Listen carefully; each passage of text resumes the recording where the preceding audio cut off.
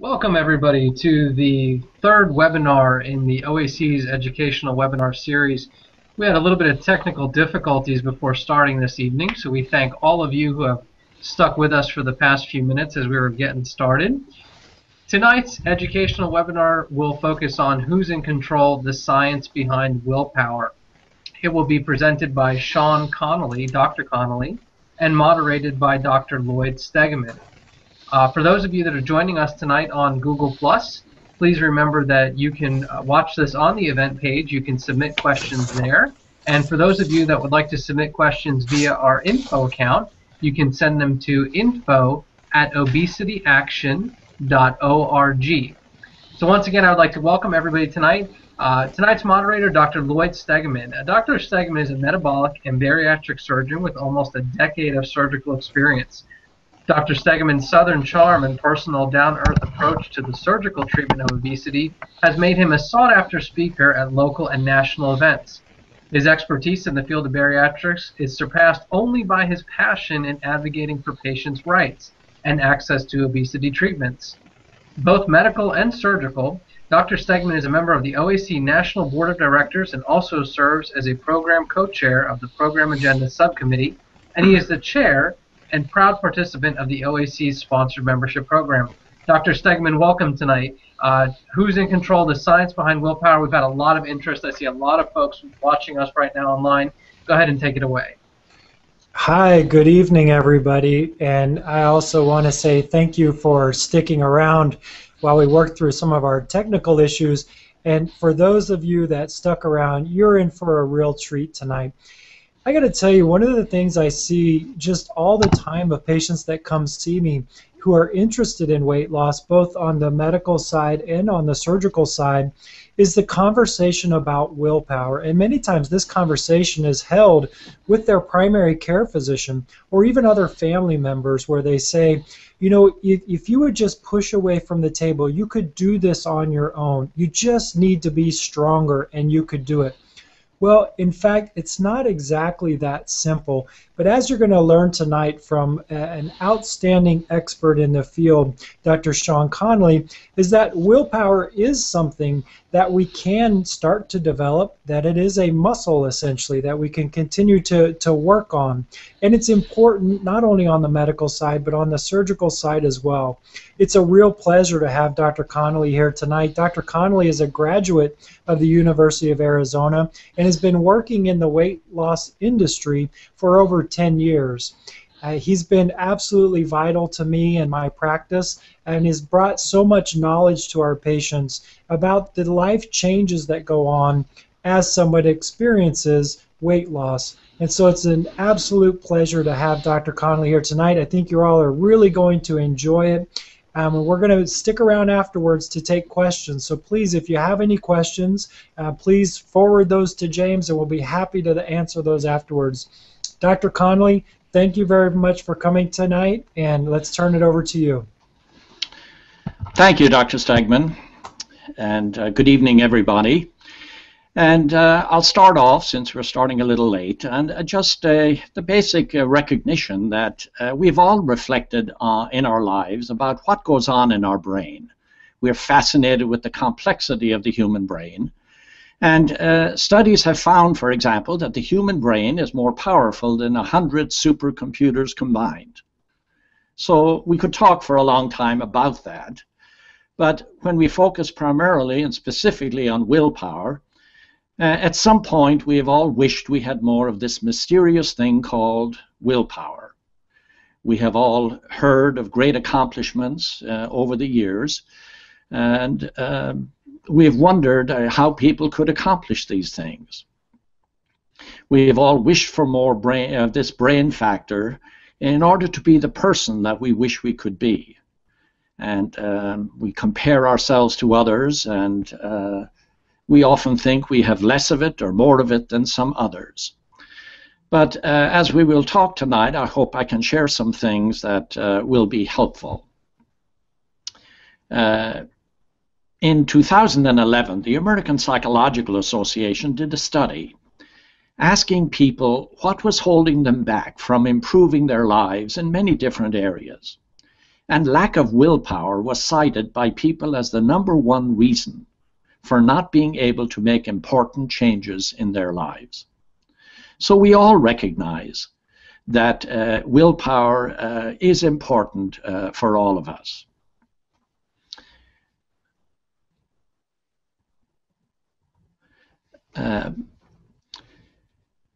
It is impossible to look at willpower on its own. It exists in our brain with so many different aspects of our brain. You know, we unconsciously, there's always some critique going on, some competition between cravings and impulses and willpower, almost gossiping that goes on between the emotions and the thoughts and the temptations and willpower. And we wonder at times who comes out on top. We will focus on willpower tonight, however we define it, just on its own, and what we have learned through brain research. My interest the last few years has been applying this research to the process of success after weight loss surgery. I'm hoping I can share what I've learned to maybe reshape your understanding of willpower as the readings have helped reshape mine. We will discuss what willpower is, why we struggle with it, and the best and easiest ways to get a handle on this vital power and resource that is within us, and that so we can attain some level of satisfaction within ourselves. If I were to ask you what your greatest strength is, you might suggest being a mother or father, a spouse, being patient, having a certain skill, being intelligent, caring, honest, kind.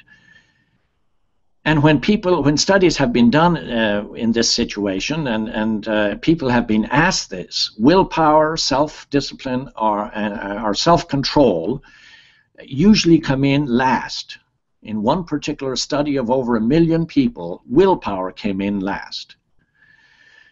When people are asked about their failings, what made it difficult to achieve certain goals, lack of willpower and self-control is often and most frequently at the top of the list. So with improved willpower, we can make better dietary choices. We can follow the guidelines we have committed ourselves to. We can achieve our weight loss goals, exercise more regularly, spend money more wisely, build a nest egg for the future, pursue a job or certain career goal, maybe stop procrastinating. Any of these things that will help us to get from where we are to where we want to be. Now, I have relied on some literature and would like to recognize the books that I have read over the last few years. And a primary one is Willpower by Roy Baumeister and John Tierney. And then there are some others that will be shown on the slides in a moment. And my interest in this developed from an interview I heard on NPR with John Tierney, the co-author of that Willpower book. And he is the science editor with the New York Times. And he had an interesting interview with NPR where talked about this issue. So the first thing I will discuss are some of the ideas that are presented in these books. And first is, what is willpower? If I were to ask you to define willpower, we all have had experiences in childhood, you know. We remember our parents, usually our mother, saying, if you don't eat your peas, no dessert, finish homework, or no playing with friends. Or, and I guess nowadays it's no PlayStation or no Facebook. But we all struggle with things, the consequences of what we do. We struggle with what food we eat, how much, avoiding excessive calories, getting out of debt, spending money wisely, all of these things. So when we get to a definition of what is willpower, it covers a number of things. It can be defined as self-control, self-restraint, putting the brakes on temptations, on impulses, on cravings, the ability to fight the urge to give up or give in, a stick-to-itiveness, the strength to persevere. It can be harnessing the power of the mind to act on our decisions and plans, a commitment to achieve a goal, the ability to resist short-term temptation in order to meet long-term goals, the ability to fight discouragement, disappointment, frustration. So we see there are many ways to define willpower. And it doesn't really matter how we define it. It's often similar to how we define self-discipline, self-control. So how do we evaluate our own willpower? What do the studies teach us? The studies teach us that there are ways of getting from where you are to where you want to be. It's not a matter of whether you have willpower or you don't have it. It's not an issue of having convinced ourselves that we did not inherit that particular gene. It's not that some people are lucky enough to have it and others somehow are not. It is a human tool, and we have to learn how to use it, to develop it, and manage it. We all have this willpower resource, and we have access to its power. So what I'd like to share with you this evening is how it can be managed in a way that will be most effective for you. So what have we discovered about willpower? These are the issues that are addressed in some of these books that I mentioned. First of all, as Dr. Stegman mentioned, willpower, we have discovered, is a mental muscle. Think of the concept of a muscle. Willpower behaves like a muscle. It needs exercise. It needs warm-ups. It needs to go to the gym, in a sense. It strengthens with exercise. It may be out of shape. It weakens with inactivity if you don't exercise it. It may atrophy if you don't use it. So this is the muscle. If you think of the concept of the muscle, we have to strengthen that muscle, and exercising this muscle helps develop it. I have, next one is a cartoon that, just for some humor, it says, "The gym has a lot of great machines, but nothing to strengthen my willpower." So if we go to the gym, we don't jump into a heavy exercise program the first time we go if we haven't been there in 6 months or so. After months of inactivity, it's important not to over-exercise the muscle. You build up, you pace yourself to achieve a certain goal. It is the same with the mental muscle, that you have to build up to the big challenges that we want our willpower to take on. So we'll talk about what are some warm-up exercises. How do you warm up your willpower? How do you practice it? You know, having a cup of coffee every other day or every third day. Just small things that we do every day, reducing portions gradually. Don't take on big projects that invite failure. Having a soda 3 times a week rather than every day. Limiting your use of the smartphones. We can use all kinds of little things during the day to to exercise, warm up our willpower. Check your email every 4 hours rather than maybe every few minutes. Avoid the TV and the couch for an hour. Ignore a commercial on TV. These are willpower is involved in all of these. You only purchase items on your list when you go to the grocery store. Controlling may be a snide remark. Research has shown that you can develop this mental muscle through exercise and develop the skill of accomplishing our goals more easily. Willpower is also a limited resource.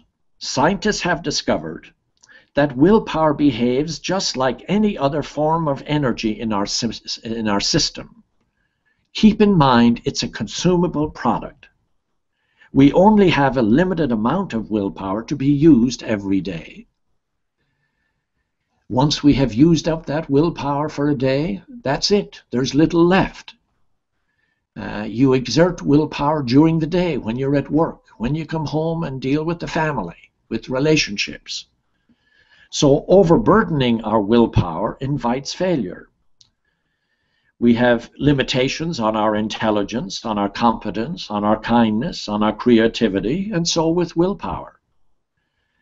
So just like a muscle or your biceps, your willpower will get fatigued and will get stronger as you exercise it properly.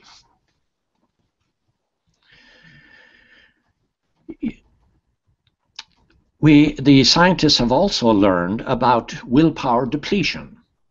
As it is a limited resource, it can be overused, overtaxed. It can become fatigued. Mood changes can help, and we'll talk a little more about that later, but telling yourself you have no willpower invites depletion of willpower. So it's important to recognize that you can deplete it, but that doesn't mean you have you don't have willpower. It means that it's tired and you need time and rest to replenish it, and we'll talk more about that in a moment. Constant willpower activity is just unsustainable. When we have exhausted our willpower, we need time to replenish the supply.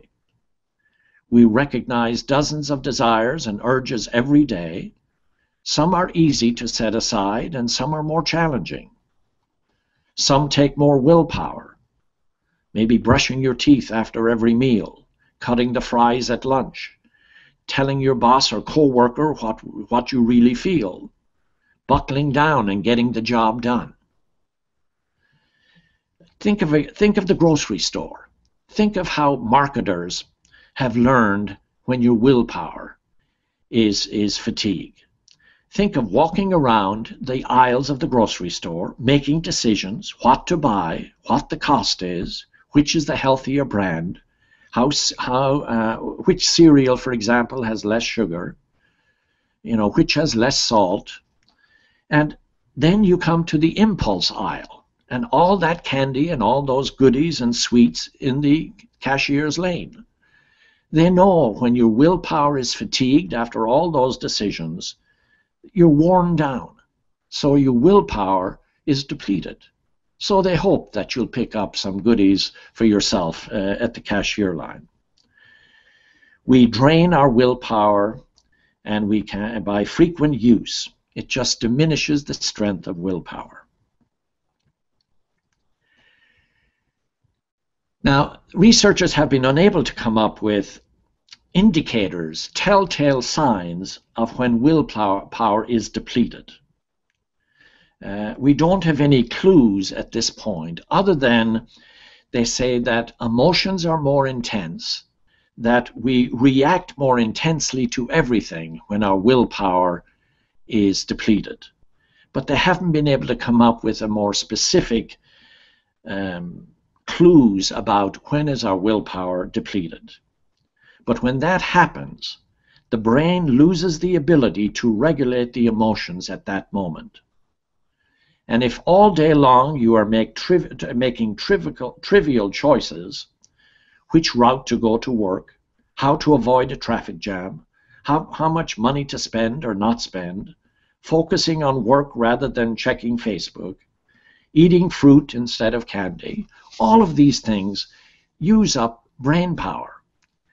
And that, again, affects our willpower.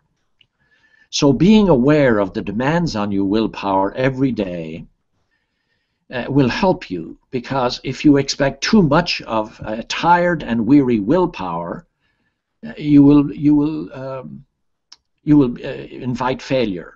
So be kind to yourself. Let's not expect perfection of ourselves. Dump the notion that we have to be perfect. We are human, we will make mistakes, but to keep in mind that we need to exercise and warm up our willpower. Exercise, what we've learned is exercising willpower uses up brain power. We cannot separate willpower from other brain functions. For example, here you have a picture of chocolate chip cookies and radishes. A particular study was done repeatedly by Dr. Baumeister, where he would bring people in and he would tell half of them, you can only eat the radishes. And then he would tell the other half, you can eat the cookies or the radishes. And they found that people who were asked to eat only the radishes, thinking they had to control the impulse to eat the cookies, they gave them some brain tests afterwards, and I'll show you a sample of those in a moment. They didn't do as well on these tests. And these are for a brain teaser type tests, visual tests, and another one where they showed the task of that is to pick the one at the bottom, and this one here is to, the word green is in red ink, and you have to go through these columns as fast as you can, and instead of saying the word, you have to tell us the color of the ink. It's a common test that we use in our offices. But they gave these tests, and they found that people who were asked to not eat the cookies, and therefore they had to control that impulse, did not do as well on these tests. So what it taught, and this research has been repeated many times, but they found that using willpower uses up brain power. We're not as sharp. We're not as able to evaluate the consequences of our behavior. So we have less willpower, less self-control, and it's more difficult to ignore alternatives and to assess the consequences of our behavior. Brain functions drop when willpower is tired and depleted. So too many decisions during the day often can cause fatigue. So the mental energy that is used for willpower is also the same mental energy that we use for decision making, for problem solving, for fighting traffic, for dealing with the kids, for managing relationships. Willpower is more challenging when there is mental fatigue. So coming home from a hard day at work is not the time to shift willpower into high gear. So you do not have separate willpowers, in a sense, for refusing chocolate cake and for answering your cell phone, controlling or choosing not to answer your cell phone. So training an individual's act of willpower will strengthen all acts of self-control. So little things like not answering your cell phone, not going into Facebook, not checking your email, all the simple things that we do all day long can help develop our willpower. Now, there are some factors that we've learned from research affects willpower potential. And the first one is sleep. They've done interesting studies with people who had between 7 hours of sleep and 8 hours of sleep. And they found that people who have 8 hours of sleep have more willpower in changing addictive behaviors. Too little sleep acts as a chronic stressor on the brain. Sleep deprivation weakens willpower. And so we have to recognize that we need sleep to develop our willpower. Making demands on our willpower when it is fatigued, when it is tired, when we haven't had sleep, invites disappointment and failure. The next area is glucose. There have been some fascinating studies between, or looking at the relationship between use of willpower and the consumption of glucose in the body. There is a researcher shown a significant relationship between willpower effectiveness and blood glucose levels. Think of the brain as a high energy organ, powered by a steady supply of glucose.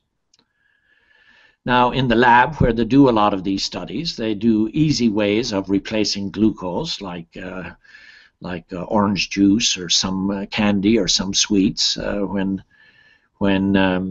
you've had weight loss surgery, or someone in a weight loss program has to avoid these. But there is glucose in many different types of food, including protein. So it's important not to try out heavy demands on willpower when you're hungry. Engaging willpower can consume glucose faster than it can be replenished. So engaging the willpower on an empty stomach doesn't work well. So keep in mind, when we are willpower depleted, we are very low on fuel, and we have to give ourselves rest and sleep in order to replenish it, and also make sure that we are not hungry. We restore glucose levels quickly. It's been shown that this can improve willpower. So you need energy from food to strengthen willpower. So from all of this, you're beginning to see that willpower is a mind-body response. It is not just a mind act. It's not just something that goes on in our brain.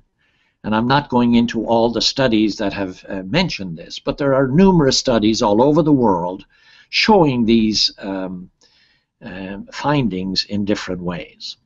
Another factor that they've shown is the relationship between willpower and religion and beliefs. Religious rituals seem to enhance willpower. People who are religious and like religious rituals seem to do better. They have developed patterns. If a goal is considered in a spiritual context, it doesn't have to be a specific religion, research shows more effort is put into it. And then they've also found that non-religious beliefs are important, like the concept of internal locus of control. That addresses the particular locus being the Latin for place. Where do you believe control of your life is? Do you feel that it's inside of you, or do you feel it's external, outside of you? So these beliefs seem to have a significant effect on willpower. Another area is mood. Elevation of mood replenishes willpower.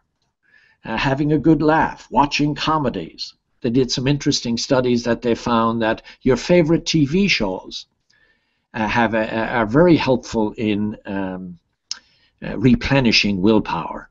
And strangely enough, it's not seeing the new episodes as much as seeing reruns. Reruns seem to have a greater effect on helping people to replenish willpower. Not sure I can explain that, but that's what the research shows on a number of studies. Then another one is stress, the effect of stress. You have to monitor stress. The neurons that make rational and conscious choices can often be blocked by stress.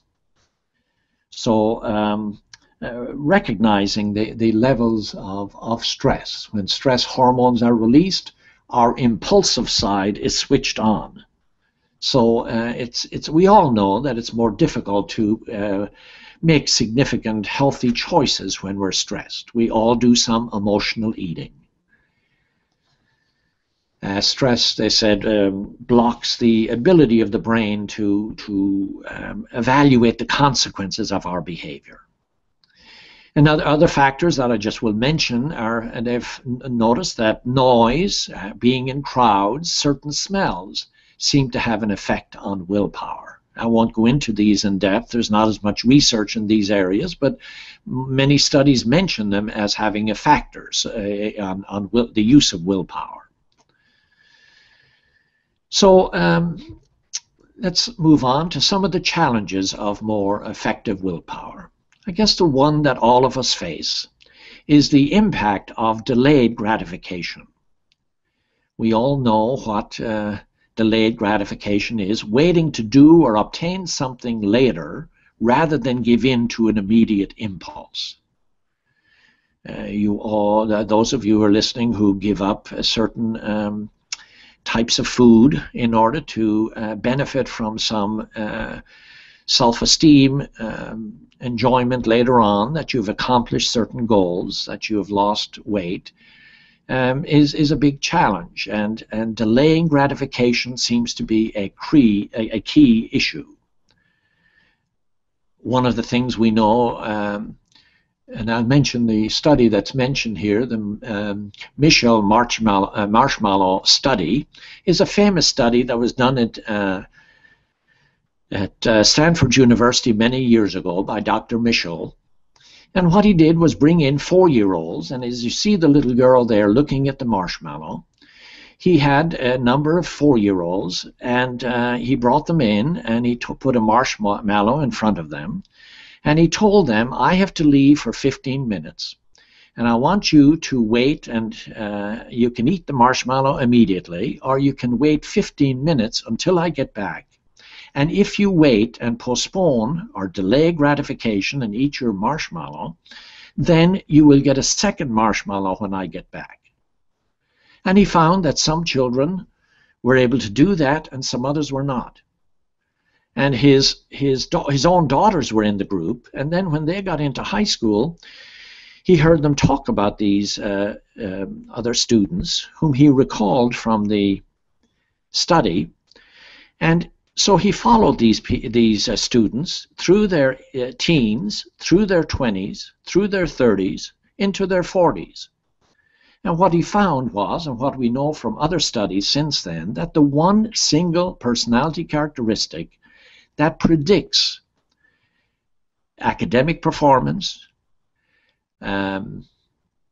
performance in college, choice of career, making more money, staying out of jail, staying away from drugs, that the one single characteristic that predicts success in all of these areas for children is delayed gratification. It's more important than intelligence. It's more important than what school you go to. The one key thing is delayed gratification. And since I presented in Phoenix, I've been struck by the number of people who have asked me, how do we teach children today delayed gratification? That's a whole different challenge. But I've been struck by that question, and you know, when with PlayStations and TV and Facebook and all the other things available, smartphones, that's a real challenge today. But what they've shown is we can learn delayed gratification with the use of willpower at any age. It's a major factor in success. So developing that skill is important. We talk about hot and cold systems. The intellectual side of us says, okay, I want to watch portion control, I want to eat less, I want to manage healthy eating behaviors, I want to do all of these things. Intellectually, I know that will help me, but then the emotional decision is much more of a challenge. And we all know that struggle. I often say to patients seeking weight loss surgery, you know, there are two parts to the decision. There's the intellectual decision, and then there's the emotional decision. And the emotional decision always drags behind the intellectual decision. And that emotional decision has to catch up. But we have to check with ourselves which system is the most dominant in a particular decision. You know, how much do I tell myself? How much of the intellectual information do I remind myself of? I encourage people going through weight loss surgery to put on paper the reasons they're doing this, the health reasons and the lifestyle reasons, because that's what will fuel energy and willpower in times of weakness and stress. So stress has a greater impact on the hot system. The hot system is the emotional system. We all know what temptations are. We're constantly challenged. We sometimes lapse. We try to catch up. We escalate. We procrastinate. It's something we all know how to manage temptations. I won't spend too much time on that at this point. Then we have ways of how do we refuel willpower. Monitor your glucose intake. Rest your brain. Make sure you get sleep. Take a break. Watch some comedy. Give your willpower a break. Don't put too many demands on it. Before you take on a major willpower project, do some warm-ups. Exercise the willpower. The more you exercise it, the more powerful it becomes. Pace the use of brain power.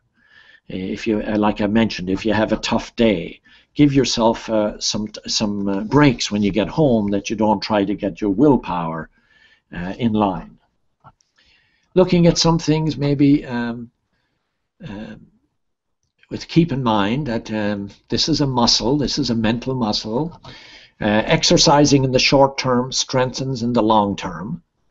Recognize it, it's a limited resource, and take on one project at a time. Don't take on 3 or 4 major projects at one time. Do some warm-up exercises. And when we talk about that, take simple things that you do every day. Take out your smartphone. Look at it for 5 or 10 minutes. Don't even open it. Don't see if you had messages or tweets, I guess. Sit up straight. Pick up a magazine and read. Maybe put a half spoon of sugar in your coffee rather than a full spoon. All of these simple things, using a small plate for food. Stop using a certain word or phrase. Drive the speed limit. All of these things use willpower and are good ways of exercising and help you in the long run. The benefit is that the small, consistent acts of willpower in any area will increase overall willpower. That's what they have found in the research. The more you exercise that muscle, the more it will strengthen. The less you exercise it, the more flabby it becomes. Then some other things that keeping in mind it's a limited resource. Also, out of sight, out of mind, avoiding a temptation. You know, I tell my wife, don't bring chocolate in the house. You know, if I don't see it, I won't eat it. We've all done things like that. Avoid driving to your favorite restaurant. Avoid the food table at a party. Skip the concession stand at a theater. So research has shown that if you don't see the visuals of some of these things, then it's easier to exercise willpower. Planning ahead. The more planning you do, the less demands on your willpower. So planning on what you're going to do when you come home, what you will prepare for dinner. All of that helps because the more plans you have. If I plan, okay, at 7 o'clock every morning, I'm going to get up and I'm going to exercise. That's the plan. As opposed to, okay, the alarm goes off at 7 o'clock, okay, do I get up, do I get not? We all know that struggle. But planning ahead on what you're going to do, research has shown, is a big help and is less demanding on willpower. And so the more planning you have for food, for exercise, for all the things we know we should do, helps with our willpower. Sometimes putting the plan on paper will help. The next one is implementation, intention, a fancy word for something. But again, research has shown that it's very helpful. If this happens, how am I going to behave? You know, if my spouse comes home with any type of food, how am I going to handle it? If I have to come home with popcorn to watch TV, how am I going to handle it? That's what implementation intention is. If this happens, then I'm going to behave this way. If you do this, you get that. It requires anticipating your options. And again, research has shown that that's very helpful in managing willpower. Goal setting is another one. Setting small, attainable goals, identify potential obstacles, and plan how to deal with them. We all know setting goals, but setting goals is important. There are several ideas there. Review your progress, focus on your victories, don't focus on your failures, focus on key goals, and the whole thing about sharing goals, whether it's with a friend, whether it's with a family member, whether it's on the internet, all kinds of websites, all these type of things. Things not to do, I think I've covered most of those in terms of time. One of the biggest mistakes is to pursue more than one major goal at a time. Don't over-exercise. Make certain behaviors automatic, because when you make it, when it becomes less willpower and make it into a habit, this slide shows sharing it with a partner, with a friend. Research has shown that that's particularly helpful, however you want to do that. Making certain behaviors automatic is developing it into a habit. The more habit it is, then the less willpower is involved. Now, I've covered a number of other things. We could talk about our thoughts, our feelings, our beliefs and values, and how these interact with willpower. And that's maybe another webinar on another occasion. But self-awareness of all of these things is important. So to summarize then, understanding the process of willpower, it's a mental muscle. Recognizing the influences of thoughts, feelings, beliefs. Self-awareness of your state of mind, of your fatigue level.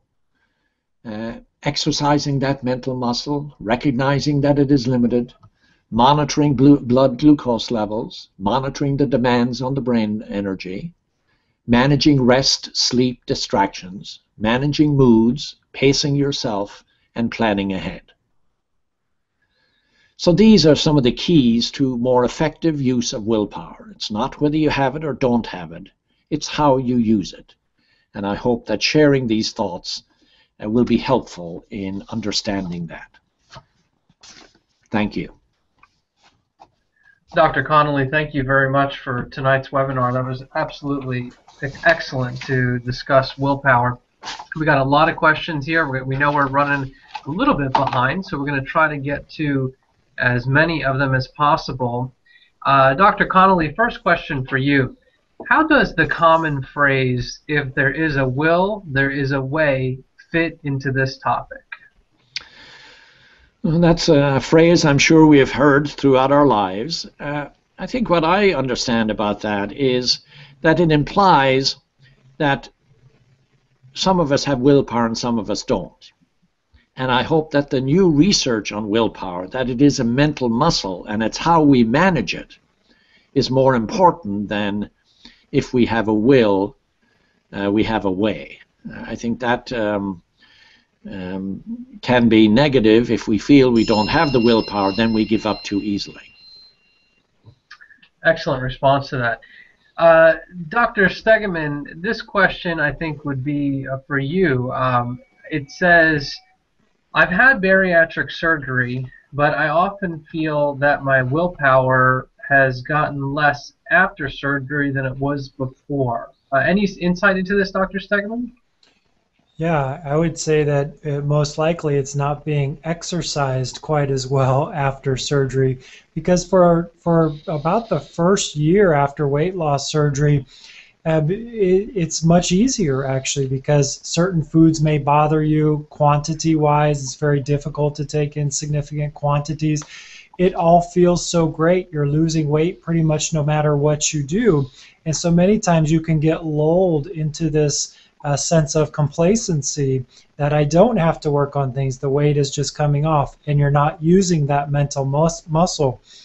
I was really struck this evening while I was sitting listening to Dr. Connolly talk about just how important it is that we start working out this muscle. And I was actually really interested to hear Dr. Connolly's thoughts on, Sean, if you're trying to work on several areas, certainly with weight loss, we talk about exercising more, making better food choices, recognizing that hunger, I'm not hungry. How should you prioritize those in terms of starting to work that mental muscle? Should do you want to how would you prioritize that? Well, I think in terms of how each one challenges. For some people, at least I've heard people say, the hardest thing is going to be giving up sodas. The hardest thing will be giving up, here in Texas we hear, giving up steaks. The hardest thing may be giving up different things. So deciding, I think most people have a sense of what will be the greatest challenge. And then recognizing if that's the greatest challenge, that's going to demand more of the willpower than anything else. So I would say prioritize in terms of demands, and then practicing and exercising that muscle to get up to the biggie. Don't do two major demands at one time. Yeah, I completely agree with that. And one of the things I see patients do quite frequently is, particularly at night, they surround themselves in their homes with things that are tempting to them. And after a long day at work, coming home, dealing with the kids, the husband or the spouse, all of those types of things, it's very hard to resist that. That willpower is gone. And it's great when you can clean the environment so that when your willpower isn't at its best strength, you don't have those things around you. Exactly. Excellent response to that, and thank you for the follow-up, Dr. Stegeman. Our next question, does the research show any difference between an internal or external locus of control? Yes, I mentioned that the internal versus external locus of control, internal being I believe that control of my life is inside of me, external being I believe control of my life is outside of me. And it can be fate, it can be genes, we can blame our genes, we can blame significant others, we can blame organizations. And internal versus external locus of control used to be the most researched personality characteristic in psychology many years ago. I'm not sure it still is. But it was found to have a significant influence and factor in how we manage our lives. The more internal, the research has numerous research studies have been done with internal locus of control, showing that the more internal you are, the more effective you are in changing behavior. I was very involved in this area many years ago when I was at the university. And they had numerous studies. They found that people who were internal found it easier to give up smoking than people who were external. And there are several instruments that will distinguish and differentiate between internal and external. They divided groups of people, over 200 people, into internal and external, and looked at their driving records for 2 years. The externals had more accidents than the internals. And it makes sense. If I feel that my safe driving is my responsibility and in my control, then I'll take more precautions. But if I feel it's those other crazy drivers that cause all the accidents, then that's external, and I won't maybe take as much care in how I drive. But some fascinating studies that the more internal we are, the more we will succeed in what we want to do. Excellent answer, Dr. Connolly. Next question for Dr. Stegeman. It says here, I am interested in having bariatric surgery, specifically gastric bypass. I heard of a thing called dumping with gastric bypass. Will this help my willpower? Dr. Stegeman? That's, the answer is yes, it will. Yeah, I'll tell you, for most patients, it takes one episode of dumping syndrome. And for those of you that have never heard of dumping syndrome, after a gastric bypass operations, if a patient is eating sugar, and typically it's 10 grams of sugar or more in one setting, they get physically sick. So their heart is racing, they're sweating, they get terrible crampy belly pain, oftentimes diarrhea, feel dizzy, very, very uncomfortable feeling. And if they avoid the sugar, then it doesn't happen to them. So certainly if there is a negative effect, it can aid in willpower. One thing to keep in mind, I always tell patients, you never want to rely on that, because only about 80% of gastric bypass patients will actually have dumping syndrome, so it's not a guarantee. And number two, the further you're out from the gastric bypass, the less likely you are to dump. So patients who are 3, 4, 5 years out can still have dumping, but the percentages go down significantly. And I think it's much better to learn habits and to replace bad habits with good habits. Those are what are going to last a lifetime. Exercising that mental muscle, that willpower muscle, that's going to serve you a lifetime, rather than relying on the surgery effect to keep you away from certain things. Excellent answer, Dr. Stegeman, and I think this will probably be our final question, but a great follow-up to Dr. Stegeman's answer just there. Dr. Connolly, how can you change a healthy behavior into a consistent habit? Well, there are a number of things that I mentioned, including planning it, setting a certain behavior as routine. The more routine it is, the less demands on the willpower, and that gradually, the more we program that into our brain, that this is what we're planning, and that you follow through with it, then it gradually becomes a habit. If I decide, okay, at 7 o'clock every morning, or 3 mornings a week, I'm going to walk or exercise in some way, and then that's planned. That's my routine. And the more I do it, the more it becomes a routine, and in that way, it's easier to do. Excellent. Well, I'm sorry, anything else, Dr. Connolly? No, just applying that to many different aspects of our lives. Excellent answer. Well, we are just about over time here, just a little bit, about 5 minutes. I know we got to start it a little bit late, so I thank everyone who has stayed with us this evening. Thank you to Dr. Stegeman for moderating. Thank you to Dr. Connolly for presenting tonight. For those of you that haven't had an opportunity to join us for the past 2 weeks, we've covered some great topics, everything from an overview of popular diets with Molly G.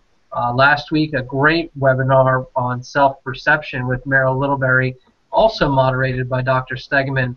I'd like to invite you all to join us next week as we talk about planning, shopping, and dining, practical tactics for good nutrition. And this will be presented by Dawn Jackson Blattner and also moderated by the OAC chairman, Pam Davis. So that'll be next Tuesday, October 29th at 8 p.m. Eastern. If you haven't had a chance to check out the other webinars, please go to the OAC's website at www.obesityaction.org. That's all one word, www.obesityaction.org. You click on the Educational Resources tab up at the top, and then click on Educational Webinars, and you'll be able to view the past 2 as well as tonight's webinar.